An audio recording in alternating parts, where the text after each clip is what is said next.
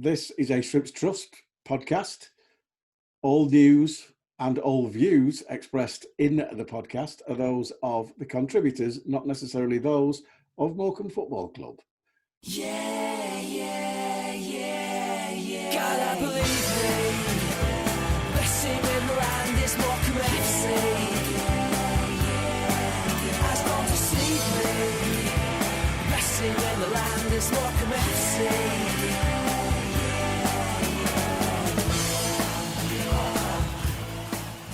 Right, welcome along. This is ShrimpsNet. Thank you for listening. Welcome to Shrimps Trust podcast number 7. Where's the time gone?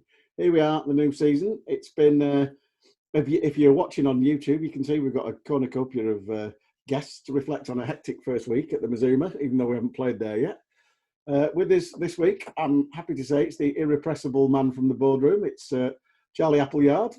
And if you are watching on YouTube, you can see he's got his celebratory video on in the background. Thanks for joining us, Charlie. Thanks, Dave. Hi, Joel. And from the Shrimps Trust, we have the voice of well, I'm going to say the Shrimps Trust emails that go out to all our members. Last week we had the voice in the checkbook. Today we've just got the voice in Joel Shooter. Welcome along, Joel. Hi, Freeze. Always good to be back. And finally, from the dressing room itself, the Vieira of the Bay himself, Mr. Tumani Diagaraga. Always a pleasure, Tooms. Thanks for joining us. No problem. So let's crack on. Ipswich away at Portman Road. It was a difficult first game. I think it's safe to say we surprised quite a lot of people looking at the highlights on Quest and looking at what they were talking about in the newspapers and on Sky. With Ipswich making 15 signings and us making 15 signings, we actually surprised the heck out of everybody by getting a 2-2 draw. Now, for those that are there, Charlie, any disappointment at that 91st minute equaliser?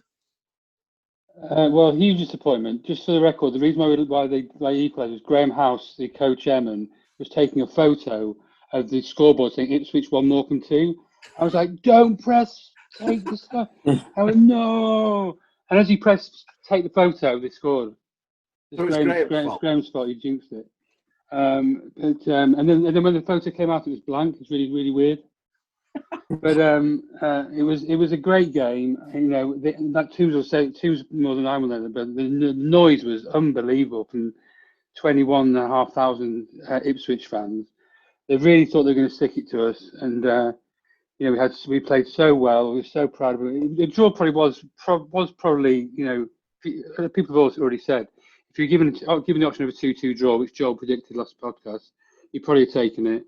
But I'm sure the players were very disappointed, but as a board of directors, we were really, really proud to be there. And it just felt like, I think I put on Twitter, it was weird. It was strange to be the first game in League One, but it felt like we'd been there for quite a while, didn't it? It felt like you all looked really comfortable. I know you've obviously played there a lot, Tooms, but in that level, but the whole team seemed to gel and feel quite comfortable, weren't they? Yeah, we were. You know, we went to the game. We wanted to win. You know, we had no fear really, and we knew it was going to be a tough game. And with the crowd and first game of the season, but we stuck to our game plan and almost worked perfectly. So what was the game plan, Tooms? Tell me. I don't think I can say all that, but basically we went there to play our football. You know, we didn't want to be negative and we didn't want to just sit back and absorb pressure. I think it was important for us to carry our own threats, and I thought we did that on the day. There's going to be many different challenges, and I'll bring Joel on this one. You know, any side that Paul Cook manages, you know they're going to get it down and play, and they'll have some really neat footballers in there. There are going to be many different sorts of challenges. I would imagine that it will be that Rotherham next week might provide some sort of different challenges. But the Paul Cook idiom is always get it down and play, and I think looking at it that helped us. Joel, am I right?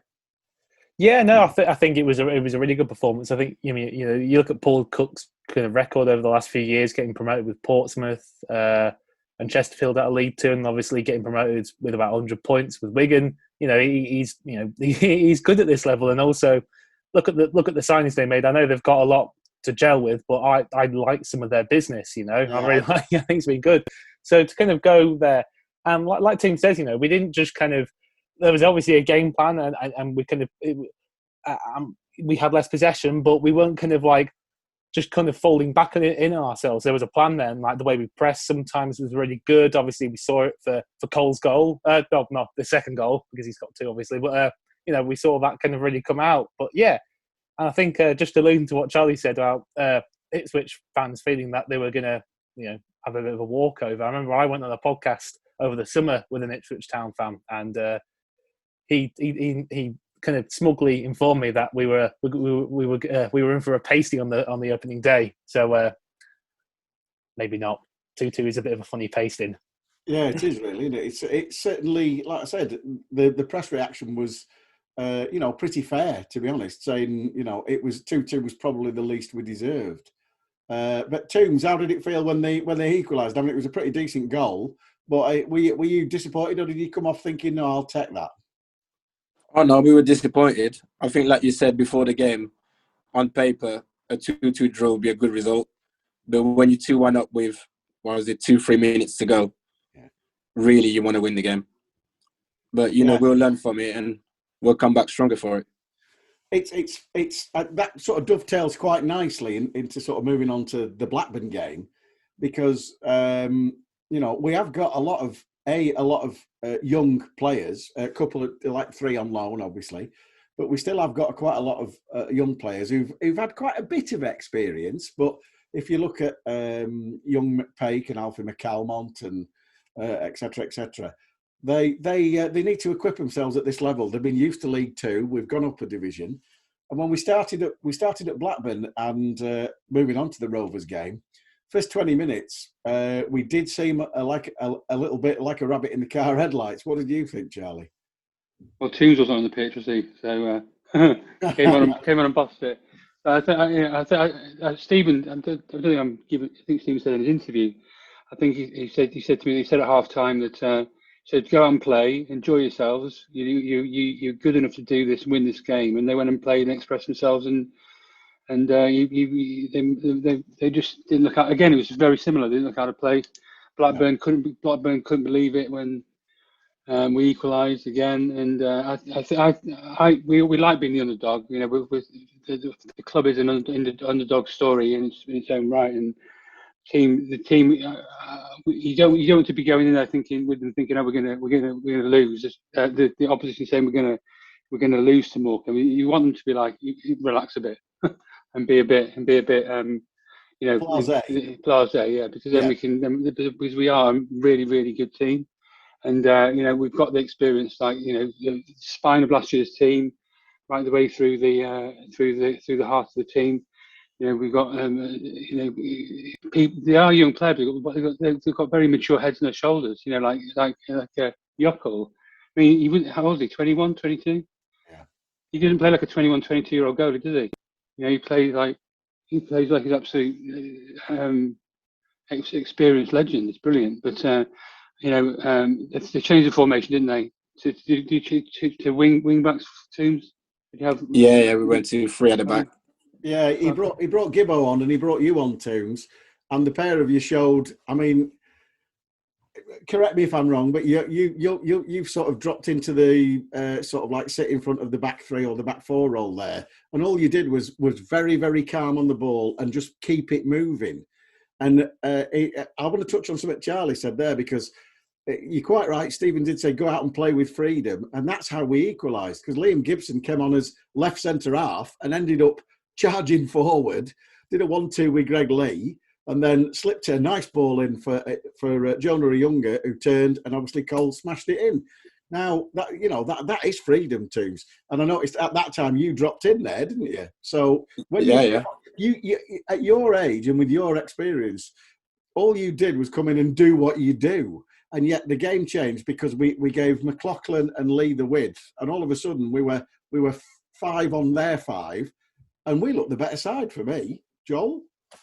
No, yeah, definitely the better side. I think, obviously, like Stephen Robinson has gone on and said about like the message he gave to halftime about being brave on the ball and playing. Obviously, the kind of formation switch was I loved it. Like you've kind of alluded to, having that extra centre back, given that little bit of license for them to step out a bit more aggressively and still have two people covering, and obviously you got teams dropping in if need be, and also it meant that we could kind of be a bit more aggressive with our wing backs and have them match up with their wing backs, and it just worked really nice, and also gave us a little glimpse into having Stockton and Younger as a partnership up top, and that was really quite something. I think, at the end of the day, there's going to be different points throughout the season where we're going to need different systems and different combinations around the pitch. And it's good to see that we do have such a dangerous partnership in Stockton and Younger, and players who can ultimately kind of take on different roles in the pitch, like we saw Gibson in that left centre-back role. I absolutely loved him there. And O'Connor in the right centre-back role, that kind of worked for him as well because he was playing full-back for Bradford last season. Their kind of instinct and their kind of know-how to kind of bomb forward and link up with the wing-backs, that was a really different threat. And it's really great to know that, we're on top against a championship club with that. And if the situation called for it in League Two, then we'd be able to pull that out and we could, be a threat in a different way to teams. I think teams. You must have been stood there in the middle of the pitch sometimes on Tuesday, thinking these new recruits are good players. I know all the other players. I can't be biased towards players as a board director, but there's so many there's so many good performances. Ayunga, he's 21, 22, and Greg Lee and McLaughlin on the wing backs, like you said. Everyone has been fantastic, and I think testament to Stephen and Dermot and their recruitment of those people, because to bring in 15 players at any club, and that's what all the pundits and all the other people are saying, that we brought in too many players and we've lost Carlos and we've lost Derek, and it's too much disjointed. There's no harmony. You can't mould a team of 15 new players. Well, looks like we've had a pretty good start, and so fair play to everyone on the playing staff to turn that around, because it's pretty amazing. Now, I'm not suggesting for a minute, Toombs, that you can't get around the pitch, but it must be nice having people like you've always had Aaron Wildig, but you've got obviously McLaughlin and Callum Jones and Adam Phillips, who all got good legs on them. So I call you the Vieira of the Bay. That's going to be your job, isn't it? Just pointing and passing it to them and let them do your running. Yeah, well, I don't really do my running. I'd like that. But yeah, no, I think, like we said earlier, the Gap has brought in loads of good players. And, and all the players you mentioned are really good. They can get around the pitch and it can only help the team. And looking at, as Joel alluded to there, Cole Stockton, there were some doubts about Cole at this level. He's announced himself all right. And as Charlie said, Jonah Younger, not tried or tested really, a little bit at Bristol Rovers last year in a what you would say was a struggling side. But those two together, Jonah's pace and his physical ability and Cole's ability to hold the ball up, all of a sudden we had the option of on the shoulder through ball or into feet. And as a midfielder, that gives you two options. That's got to be good, hasn't it? Oh yeah, it's definitely good for the team. I mean, them two together, they're a handful to play against. Yeah, I wouldn't like to meet either of them two in a dark alley. I'll give you a bit of secret information about the stats. We use this data guy who looks at the stats of people, and Younger hadn't scored many goals for Bristol Rovers, but his stats of shots per minute on the pitch and effectiveness were very, very, very good. And Stephen obviously saw that, and that's a really, really powerful thing that stats guy said. A lot of people look at the bare stats and go, I'm not sure about him. But if you look deep into it, he's an absolute handful. So it's a bit like Moneyball. Yeah. If you've seen the film. Yeah. A similar sort of thing where the baseball people go on the stats, whether they're, that sort of thing. That's very interesting, actually. I didn't know that actually happened. I want to go to the crowd now, because obviously, I don't know, what was the official crowd the other night? Was it about 4,000, something like that? It's 4,000 Blackburn fans. 4,000. That's 5,100. Yeah, that was that, because there was 908 from Morecambe. They sent us 550 tickets. We sold those out because I went to try and get one on Monday and I couldn't get one. But they said, "Oh, you can pay on the gate." So 350 turned up on the night, which is over 350 turned up on the night. Now, all right, Blackburn's only 25 mile away, but for me, being back on the terraces, it was fabulous because there wasn't a silent second. It was absolutely superb. And did that make a difference on the pitch to you, Toombs? Yeah, 100%. You know, when you've got the backing of your own fans, especially away from home, because when you're away from home, they're always going to have period of the game where they're on top and where you have to stay strong and dig in. So when you have your own fans there backing you, it definitely helps. And Joel, you'll be. I mean, obviously, it was a bit of a novelty for all of us because nobody's been on the terraces for that long. But if that's a taste of what's to come in this division, it's going to be encouraging more people to go to away games. Yeah, definitely. I think like those kind of big away nights at kind of grounds like Blackburn's that are a bit bigger and when everybody's in the away and creating the atmosphere. I mean, for me personally, one of my first away games for Morecambe was the Preston game back in 2007 when Dave Artell scored a late winner, poking in after the keeper dropped it, and that was something that really captivated me. The kind of the atmosphere in that end, and in a big stadium and a big upset, and that's the kind of thing that I think it's less of an upset this season, obviously, because Blackburn are only one division above us instead of two divisions above us because we're now a League One club. To say it again, I still can't get used to it. Exactly, yeah. But so like there's like nights like those that can really inspire people to kind of think, oh wow, you know what? Actually, I do fancy supporting Morecambe, and hopefully, if that away support at Blackburn was anything to go by, I think the Mazuma is going to be quite some noise, and obviously it sounds like ticket sales are going well, so I think it'll be quite special on Saturday.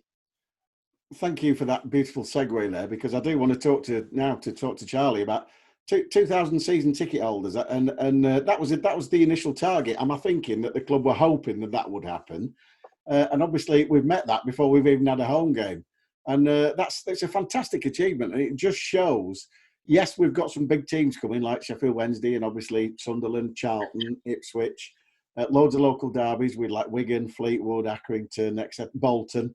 But I think the club have done something really, really good with the pricing, because we've seen what's happened at Cheltenham. Cheltenham, it's 27 quid, and they've gone mad, and all their fans are up in arms about the prices they're charging. Now did you have a sit down and have a board meeting and decide the pricing?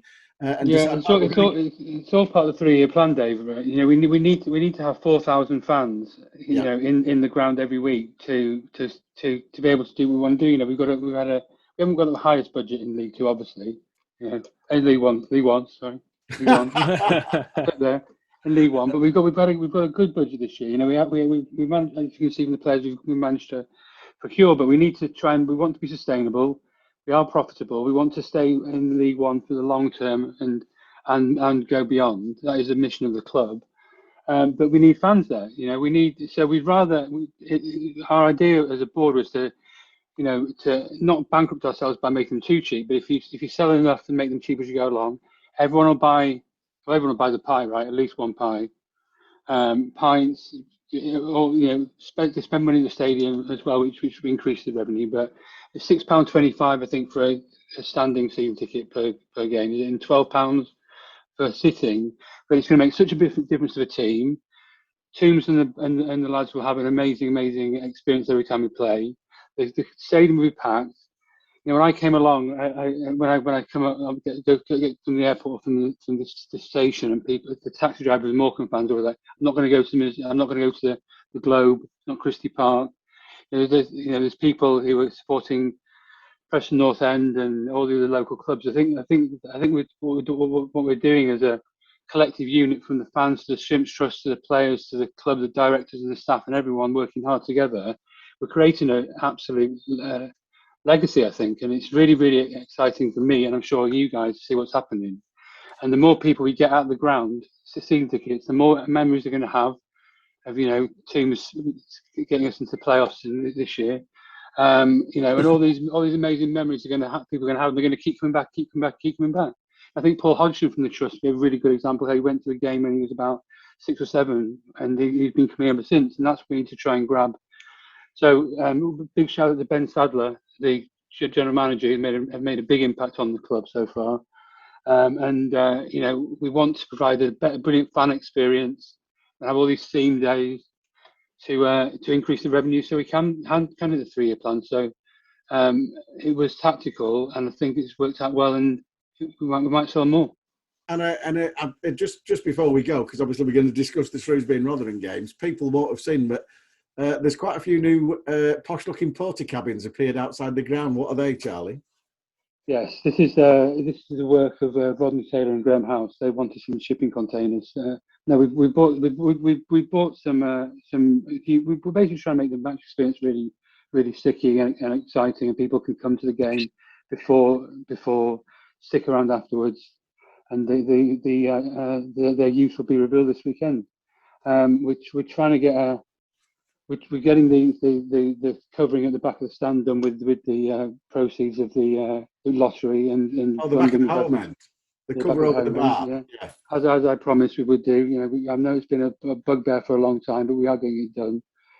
So overall, we've just got to keep on this crest of wave as long as possible. There are going to be tough times. There's going to be times when people, you know, think we're not going to be on this run all the time. Hopefully, we'll take as many people with us as possible to give Tombs and the boys as much support as possible. So looking forward to obviously Saturday and Tuesday, we've got Shrewsbury at home and then we've got Rotherham at home. So we were 2 divisions below Rotherham. Obviously now we're in the same division, and Shrewsbury pretty familiar at this level. Steve Cottrell, their manager, thankfully got over COVID. And they're pretty solid at this level. They've been sort of around that division. They beat us in the FA Cup a few years ago, if you remember, Joel, and that we were no match for them. And at Tombs, you're looking at 2 home games, probably in the region of maybe 3,000, 4,000, 5,000 there on Saturday. Rotherham, they'll bring thousands on Tuesday night because they always come to Morecambe. You're looking forward to getting back in front of a crowd at the Mazuma? Oh, 100%. You know, last year we couldn't play in front of the crowds apart from the playoff semi-final. So to get back at the Mazuma now with a full house, I think that's something to look forward to. And the games themselves, it's a cliche, isn't it? There are no easy games at this level. And Shrewsbury, out of the 3 opening games, obviously we've done Ipswich away, Blackburn away, Shrewsbury at home. You're thinking that's the easiest one of the 3, which is a terrible way to think because it's a potential banana skin at any place, isn't it? Yeah, I think we're favourites to go down, so every game's a hard game. So we'll be going there really focused and ready, and hopefully we can get the 3 points. And looking at Rotherham, they've kept hold of probably about 3/5 of the squad that only just got relegated from the Championship. And as we know, the Championship is really, really, really tough. So they're going to be fancying themselves. Paul Warne, their manager, he's got them up already.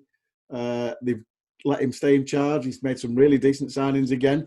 That's going to be a tough one as well because, as I said, they'll probably bring, even though a night match, they'll probably bring over 1,000, and they'll be, they're from Yorkshire. They'll be drinking bitter and singing just like you do in Harrogate. Yeah, it's going to be a tough game. I think we know that every game is going to be a tough game. But like they say, we respect everyone, but we don't fear anyone at the same time. So we'll be looking forward to it. And obviously, we were lucky enough to get a home draw in the Carabao Cup. Preston North End, probably the nearest Football League club to us, as the crow flies, maybe sort of 23, 24 miles away. They've got some really good players. Scott Sinclair and an old boy of ours who we got a bit of money for, Tom Barkhazen. And that's going to be an interesting fixture, Joel. Yeah, definitely. I mean, there's been a bit of history. I mean, it's actually been a few years since we played Preston, but there has been a bit of history with Preston in cup competitions. We've had them in the League Cup a couple of times. We've had them in the Johnson's Paint Trophy, or Papa John's as it's now called. And a very bizarre pitch invasion they did after beating us on penalties in the second round, which was odd. But yeah, I'm looking forward to it a lot. You know, it's you know, it's a local game. It's cropped up a few times in cup competitions. It does feel like, you know, there's a good bit riding on it. Hopefully, get to the 3rd round, and also, you know, it'd be nice to see some of someone like Tom Barkhausen come back to the Mazuma after his departure. What was it, 4 years ago now? I think. Yeah. 3 or 4, 5, maybe even 5. But yeah, it'd be good to have him back as well. But just See him see him back at I'm sure where he'd rather be. Hopefully we can transform some of the 900 Preston season ticket holders within a mile of the Mazuma. I heard once 900 season ticket holders at Preston North End live within a mile of the Mazuma. Mile around. Yeah.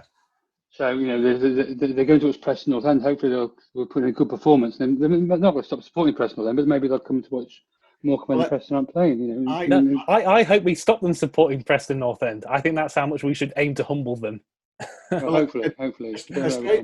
A strange one is that John, who's a member of the Shrimps Trust, he's on the message board as Fullwood Shrimp because he got married and moved to Preston, but he's still a Morecambe season ticket holder. He won't go and watch Preston. So he's I always say, a bit like you, Joel, living in Yorkshire, he's doing missionary work in Preston, trying to get us better known. But if we beat Preston, people do sit up and take notice, just like when we beat Blackburn. So it's a good thing. But then again, as you keep saying, we are League One. Right, I want to move on now. I want to talk about something that's affected us greatly already, in the fact that we've done. Stephen's made some fantastic signings, and we seem to have a bit of a curse. We were quite lucky with injuries last season, but at the moment, obviously, Jonathan Abika got injured in the Burnley friendly. We lost Ryan Delaney on Saturday fairly early on, which gave Sané's opportunity, and then Gibbo came on, set the goal up, did a headed clearance, and he looks like he could be out for a couple of months. And does this affect the dressing room, Toombs, at all, or do you just think we've got people to step in, we've got to cope with it? No, we've got people to step in. The manager signed 2 players for every position. Yeah. So, we are gutted for the ones who are getting injured, but it's a chance for someone else to step in and, claim the shirt. So, from our point of view, moving on quickly, I wish all 3 of them the best. Obviously, Jonathan's going to be the longest of the 3. But, I mean, Gibbo will be a big miss for me anyway, because I just think he's so versatile. Ryan, I haven't seen enough of to make a decision, and he obviously lasted 25 minutes. So, but looking at that, obviously, we made 2 very, very quick signings. Scott Wootton, who I have seen play a couple of times when he was at Plymouth. Again, no nonsense centre half, but actually quite good feet and pretty quick. And he's got good pedigree at this level, Joel. Yeah, he has. He's got quite a good bit of experience at League One and Championship. Yeah. And obviously, I think towards the back end of last season, he was on loan at Wigan as well, and they were kind of in a bit of a relegation scrap. Obviously, I don't want us to be down that end of the table too much or in too much trouble, but it's a good kind of thing to have, and apparently he did quite a good job there. He's had a bit of experience in different positions. I was actually chatting to a Leeds fan the other day who said he was quite often playing at right back there. So, it's kind of good to have that kind of versatility and kind of develop that kind of development of playing with the ball at your feet a bit more as a centre back, which I'm looking at how we've been playing under Stephen Robinson will be an important skill. But yeah, it's going to be good to have that extra bit of experience at this level. I think at centre back actually we've got quite a bit of experience at this level now with O'Connor and Delaney in there as well, and obviously Sam Lavell's got over 150 career appearances already, and he's only 24. So I do think we've got quite a good defensive unit there. Hopefully Ryan Delaney's injury isn't as long as first feared. I think I was just listening to an interview with Steve Robinson, and it's looking a bit brighter on that. I know Gibson's injury, but at the end of the day, it's good to have that competition and those different options in the squad. So I'm going to come to Charlie now, because the shall we say the wild card was Shaden Harrison, who we signed yesterday, and I'm just wondering, maybe you don't know, but obviously he looks a fantastic prospect. He's really well thought of wherever he's been, and the last team he was with didn't want to really lose him. Do you think that your sort of Moneyball stats man has played a part in this, or do you not know? Well, Harry Taylor does a lot of work on the analysis side with Stephen. Stephen's obviously got lots of contacts. One of the reasons Stephen was keen to apply for the role with Morecambe, as well as us giving him the job, was he may be in a Motherwell, but he's fishing in the same pond for players in League One, League Two, Championship, and Scottish Premiership, and he's just done a fantastic. I think Stephen's really perceptive, and he's really he's not analytical in the way of data-wise himself, but he's very, very perceptive and very obviously an amazing judge of what we need because of the people he's produced. From like we said earlier, 15, 16 players from nowhere is a miraculous achievement. We'll see how he gets on. We will, and like you say, it may turn out to be a fantastic signing. He may turn out to be one of them who's just he's young, he's learning, a bit like sort of the Jacob Mensah, and possibly I like what he said about Jonah Younger. He said we know he's young, we know he's raw, but with his talent we can work with him and we can make him better.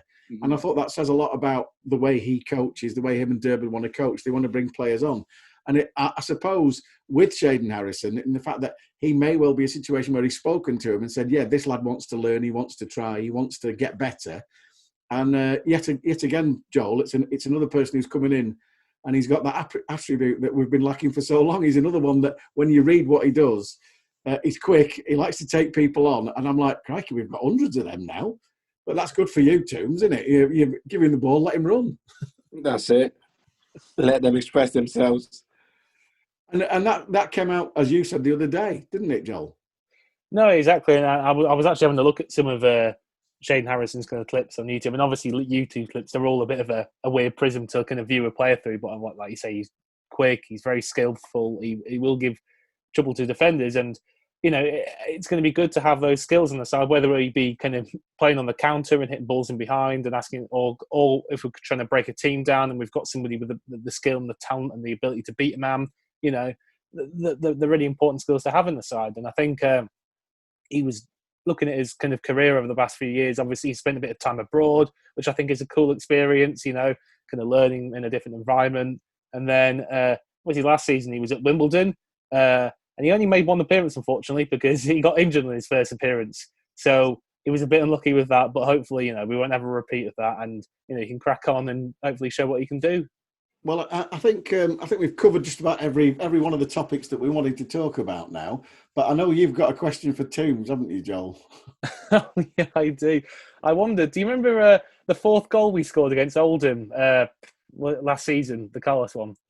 Yeah. He's smiling. He's smiling. Have you had a word with Alfie McCalmont about that? No, was it Alfie? It was that that little bit of skill you did. Your little Vieira shuffle where you did it one foot to the other, and then two people fell flat on the backsides. One of them was Joel's watched it again. I know, I've been watching it back, and one of them was Alfie McCalmont. So I don't know, maybe he was avoiding a bit of eye contact when he first came to the club. No, I didn't know that. I mentioned it to him because we travelled to training together. Oh, in the same car school. Well, what you need to do is get this podcast on when it goes out tomorrow. Alfie, listen to this. Do you remember this, Alfie? No, yeah. Oh, I'll definitely mention it to him. Well, no, that's good. It'll be a good topic of conversation in the car on the way over, won't it? Yeah. Yeah. You need a little sticker that you stick on him, say you've been done by Vieira of the Bay. There you go. Well, thanks very much, everybody. Thanks, Toombs. Thanks, Charlie. No problem. And thanks, Joel, again, as usual. We Shrimps Trust, if you aren't a member already, it's £10 and it's well worth it because you're involved in the club and you get to be involved, which there's more and more people getting involved. 2,000 season ticket holders, 908 people at Blackburn. Unfortunately, you get to listen to me do this, but thankfully I have good guests who know what they're talking about. So if you haven't joined, do join the Shrimps Trust. We'll hopefully be back again. That's the plan, Joel, next week to review the two games we've spoken about and then obviously look forward to the Gillingham game. My thanks as always. Charlie, thank you for setting this up with Toombs. Toombs, thanks for appearing. No problem. Joel, thanks for your wizardry. This has been ShrimpsNet number 7. Thank you for joining us. Goodbye.